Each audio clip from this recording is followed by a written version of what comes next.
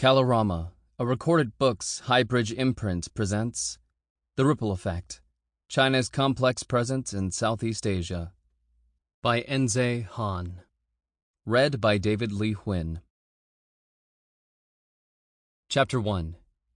China's Complex Presence. Introduction. The COVID-19 pandemic, first identified in China, has ravaged the world since the beginning of 2020.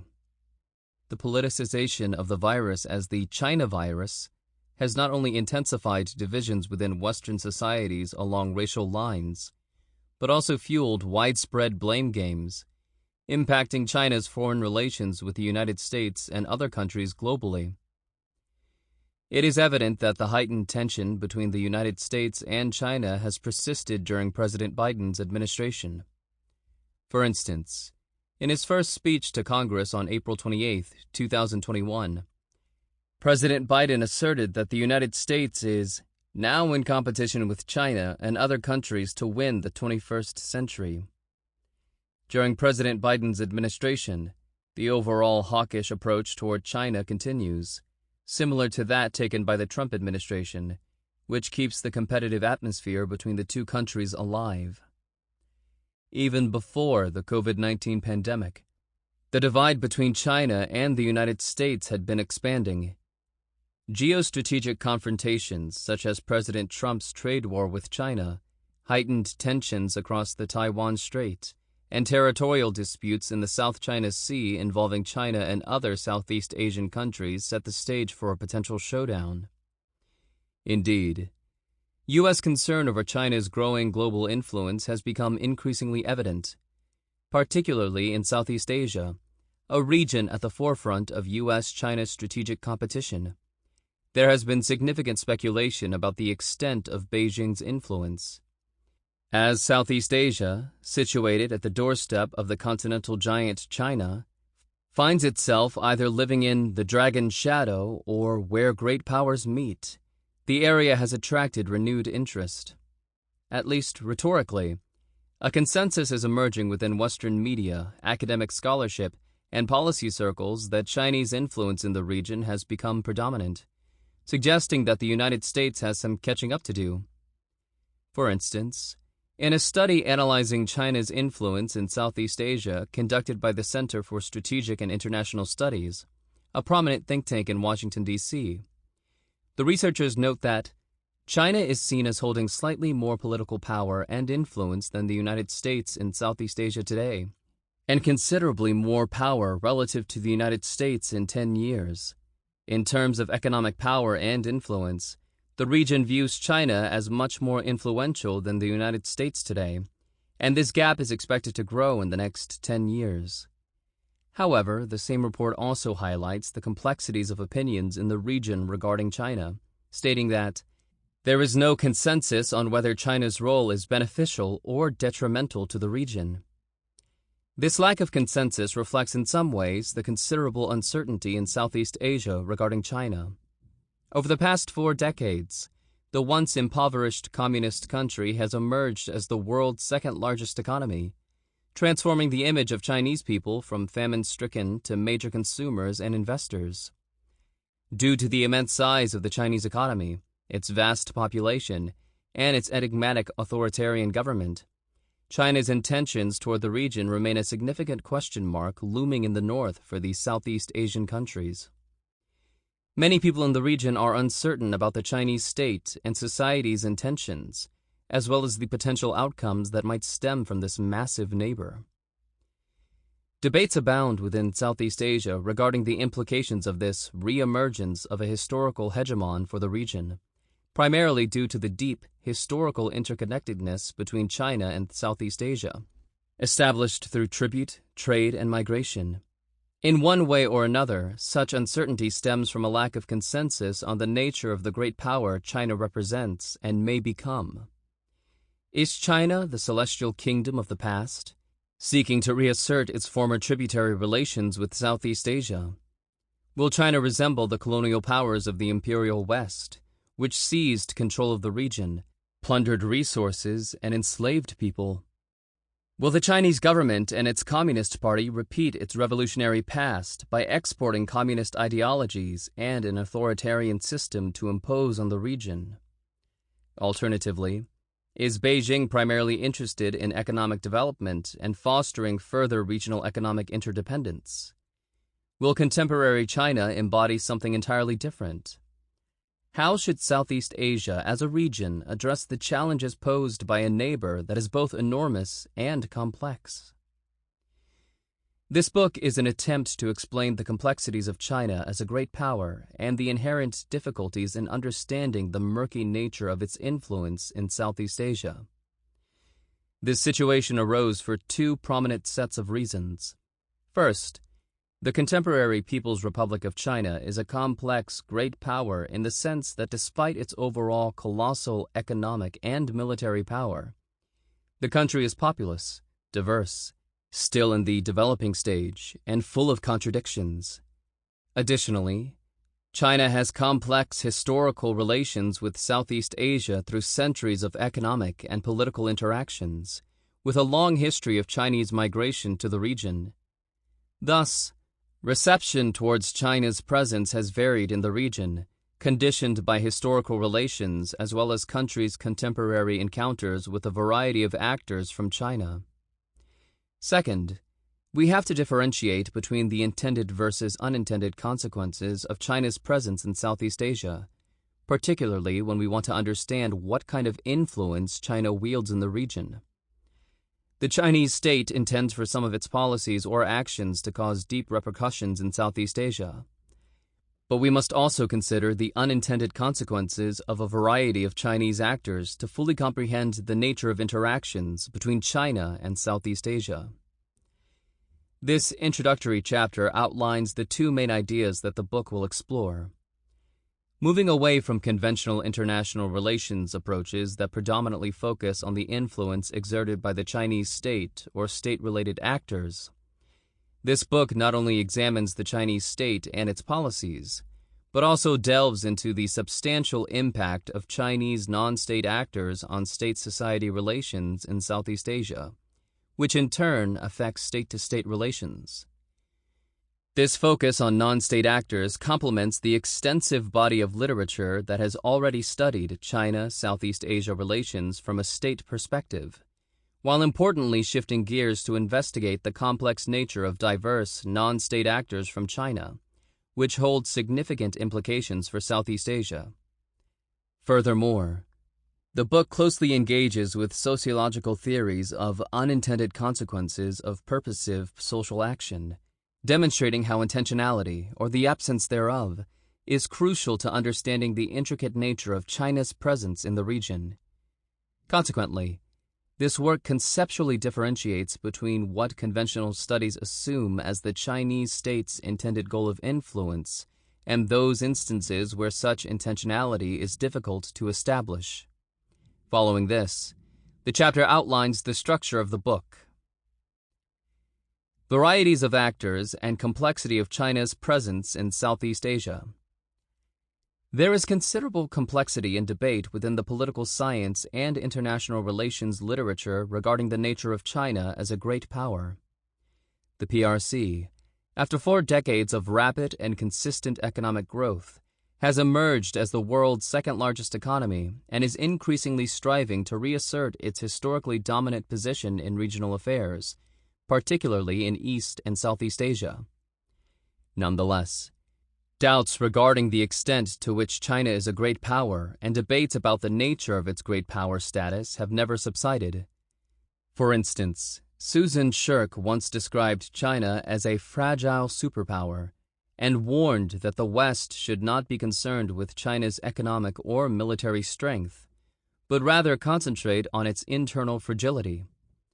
According to Shirk, even though China is economically stronger and enjoys greater international security today, its domestic policies are fraught with insecurity and a variety of looming crises. Similarly, Yukon Huang recently dubbed China an abnormal great power, in the sense that it is the first great power that is a developing rather than a developed country, the first to get old before it gets rich. China's weak institutions and historical legacies mean that it has more insecurity than would otherwise be expected of a great power.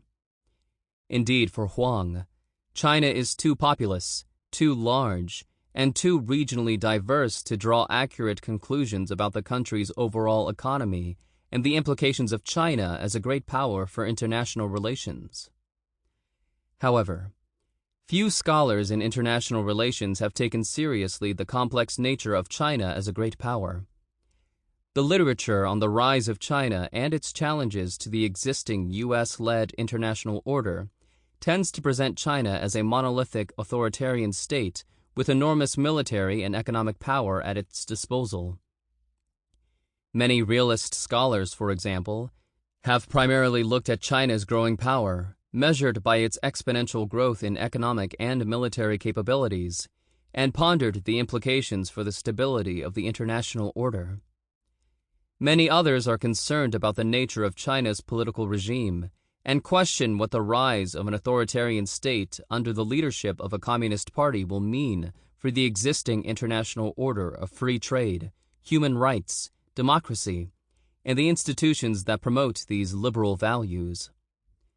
Meanwhile, some scholars pay special attention to the historical and cultural context of China's rise in the East and Southeast Asian region.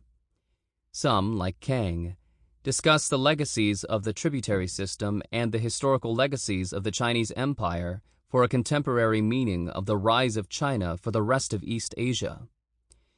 They contemplate how much political authority China can wield in the region because the United States established an institutionalized alliance structure in place since the end of World War II.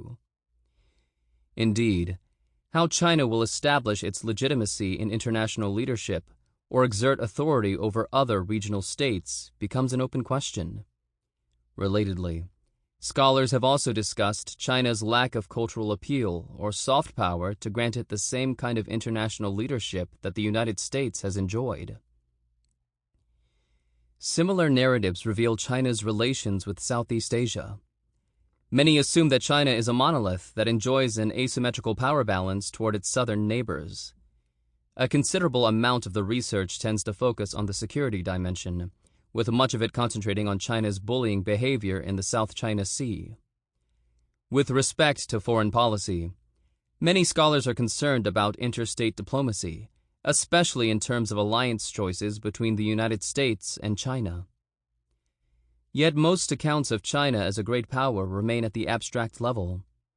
As Hamiri and Jones point out, the literature on China as a great power often ignores the situation of the contemporary Chinese state as fragmented, decentralized, and internationalized.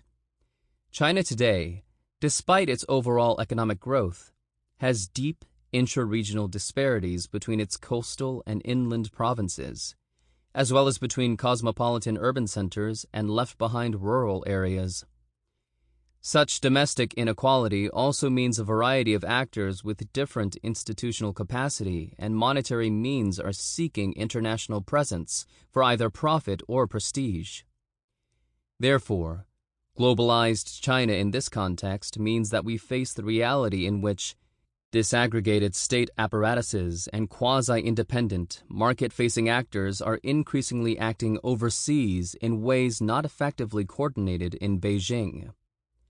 For example, much of China's financing and investment in developing countries is not uniformly coordinated from a central authority, but rather driven and implemented by regional and local interests, such as state-owned, private, and hybrid companies linked predominantly to subnational governments that seek business opportunities by lobbying the Chinese state in pursuit of their interests. Such diverse actors possess distinct interests that are not always in alignment. Ching Quan Li demonstrates this using Chinese investment in Zambia, where Chinese state-owned enterprises, SOEs, operate differently from global private capital in their approach to capital accumulation. As Li points out, global China is taking myriad forms, ranging from foreign direct investment, labor export, and multilateral financial institutions for building cross-regional infrastructure to the globalization of Chinese civil society organizations, creation of global media networks, and global joint ventures in higher education, to name just a few examples. Thus, for the purpose of understanding China's influence, we should analyze the objectives and actions of at least SOEs, large and small private businesses, and even ordinary Chinese citizens who seek opportunities abroad. These actors have their own agency and interests that may not closely align nor be in direct response to the Chinese state. As such, their actions can create influence externalities. It is crucial to understand the presence and impact of these diverse actors within host societies, which may vary according to their size, the sectors they are in, as well as the interactive dynamics they have with local population. Therefore, we need conceptual flexibility to understand an increasingly globalized China and its variegated local impact, as well as how the behavior of different intermediaries results in different implications for China's overall influence. Again, an illustrative example from the domain of foreign economic policy demonstrates the value of differentiating between intermediaries. Chinese SOEs have been some of the most high-profile overseas actors since the onset of China's going out strategy. They can serve as the right arm to the Chinese government, implementing resource deals or infrastructure construction projects as contractors that support China's political objectives.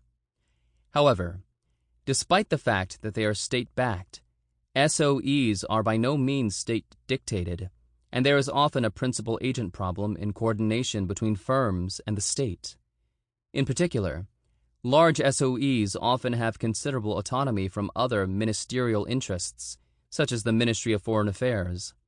In many cases, the Chinese state's strategic interests do not necessarily align with the SOE's commercial interests, leading to SOEs behaving in ways that contradict the Chinese government's foreign policy interests. In addition, SOEs themselves are complex and operate under fragmented and competing domestic bureaucratic politics. There is often intense competition among different SOEs in securing domestic and international contracts from the central or provincial governments.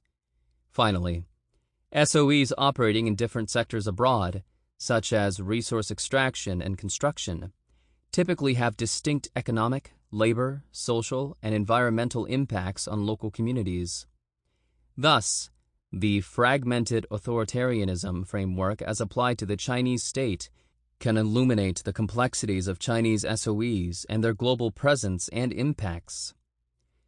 In addition to SOEs, Chinese private capital has also gone global. Driven mostly by market opportunities, competition within China, and the presence of a strong entrepreneurial spirit, these companies tend to have their own modus operandi distinct from the state's foreign policy goals. Of course, outgoing Chinese private capital also varies significantly in terms of scale and sectoral focus, from multinational corporations to petty businesses that sell made-in-China products at the local markets in developing countries. As Lee's research demonstrates, their intense focus on profit makes private Chinese construction companies in Zambia operate differently from Chinese SOEs in the same country, such as their approaches towards labor management. In Southeast Asia, many private Chinese investments have entered agricultural plantation sectors, such as rubber, banana, and sugarcane. Because of their relatively short investment and profit horizon, their modes of intensive plantations often lead to negative consequences for the local environment. Moreover, some of these private business operations may engage in illicit activities, such as illegal mining, logging, trafficking of goods, and gambling. As a result, dealing with Chinese private capital can pose even more complex challenges for host societies. Finally, we also need to take into consideration China's influence through the actions of ordinary Chinese individuals living or migrating abroad. Domestically, Chinese society has transformed itself from the image of a global sweatshop with workers at the bottom of global capitalist value chain to now consumers with growing purchasing power. Yet even amid improved domestic economic conditions, a combination of demographic pressure, a competitive market environment, and China's evolving political situation have prompted many people to emigrate. This fits within a broad pattern of the new wave of Chinese migration, Xin Yiming, to many parts of the world. More and more Chinese moving abroad for study, travel, and work have created an unprecedented level of encounters between these individuals and local host societies. Some statistics of such encounters between Chinese migrants in Southeast Asia are warranted. One prominent area is tourism.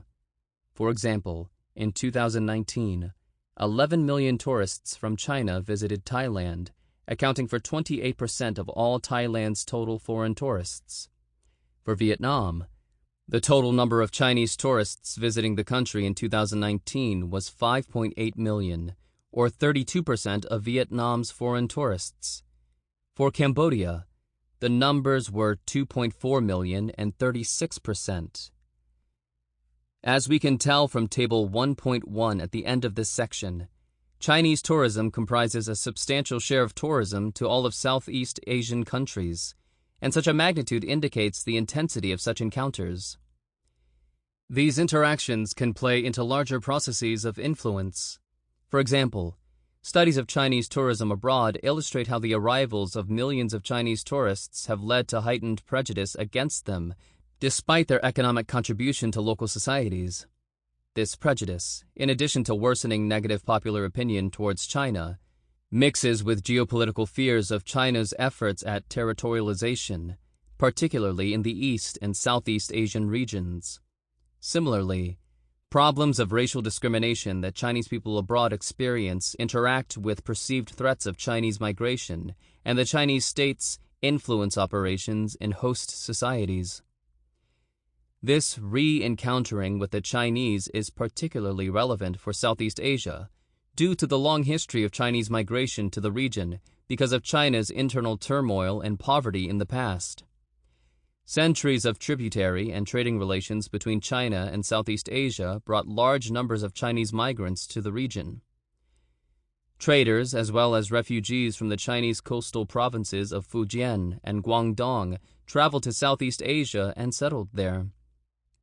As a result, the overseas Chinese population accounts for a sizable percentage in several Southeast Asian nations. Yet their reception in host countries in Southeast Asia varies, which has led to different modes of institutionalized ethnic boundary making and the subsequent politicization of, or its lack of, the ethnic Chinese identity.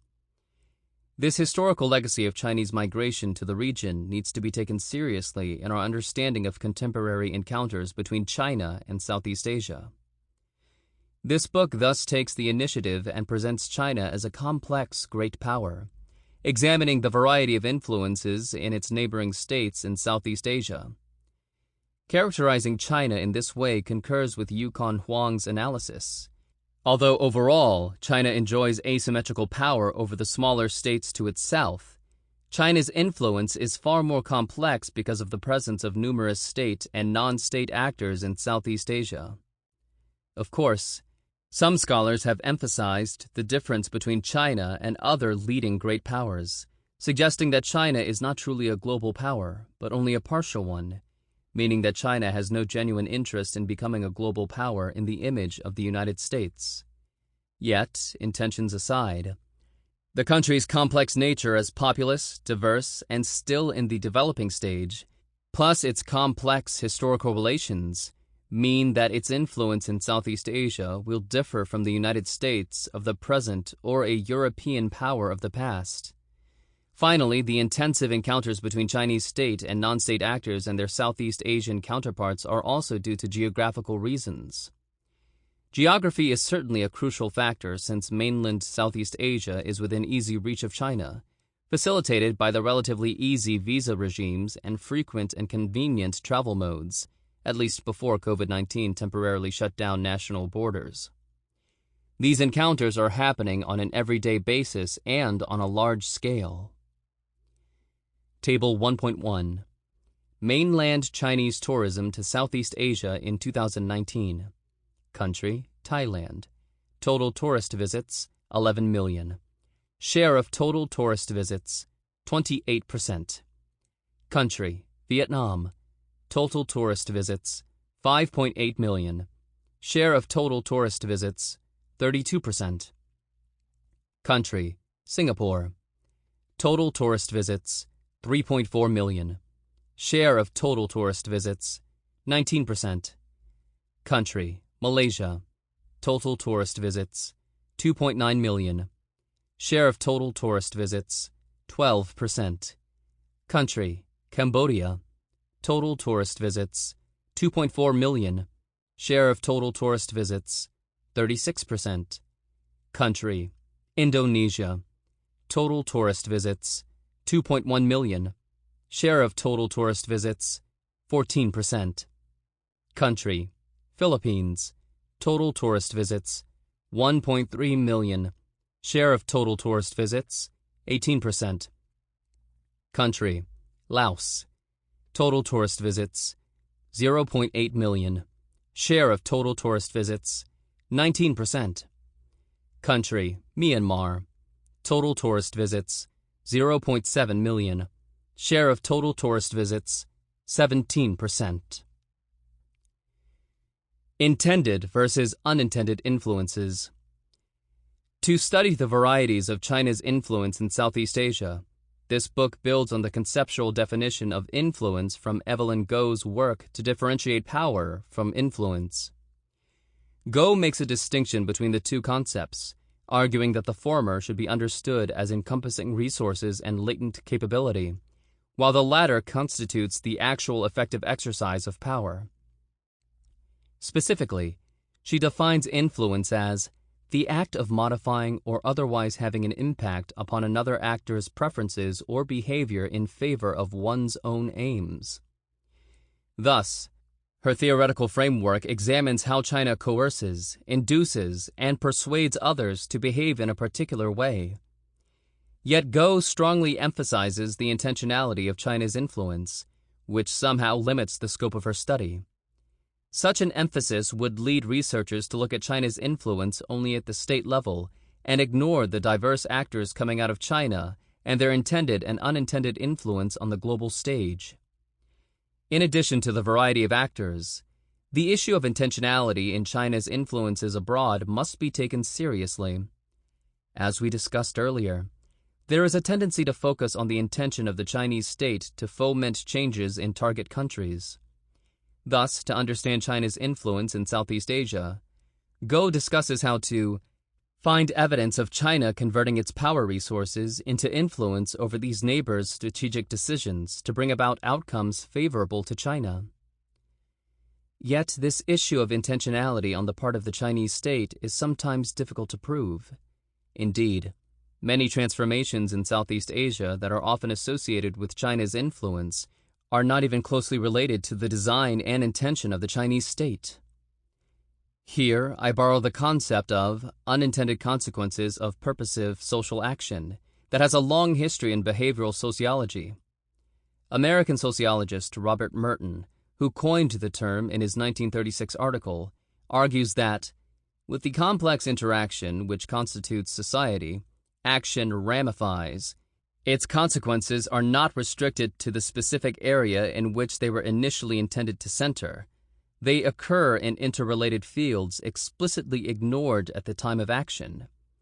Yet it is because these fields are in fact interrelated that the further consequences in adjacent areas tend to react. That means there are many such unexplored reactions that constitute an important part of social actions, from daily activities to government policies. Today, a dictionary definition suggests that unintended consequences includes outcomes that are unintended and unanticipated, in the sense that these consequences result from behaviors initiated for other purposes. Although the literature also further differentiates outcomes that can be anticipated, yet still undesirable in policymaking, in this book, the focus is specifically on unforeseen consequences that were not outcomes by design. In the disciplines of political science and international relations, often the purpose of research inquiry is to figure out a linear and rational causalities. However, the social reality is messy, and we can cast doubt on the linear relationship in causal, political/social actions in different ways. For example, Portes provides 5 categories of possible incongruence between intended goal and outcomes. 1. The announced goal is not what it seems. That is, it is not what the actor or those... Sample complete. Ready to continue?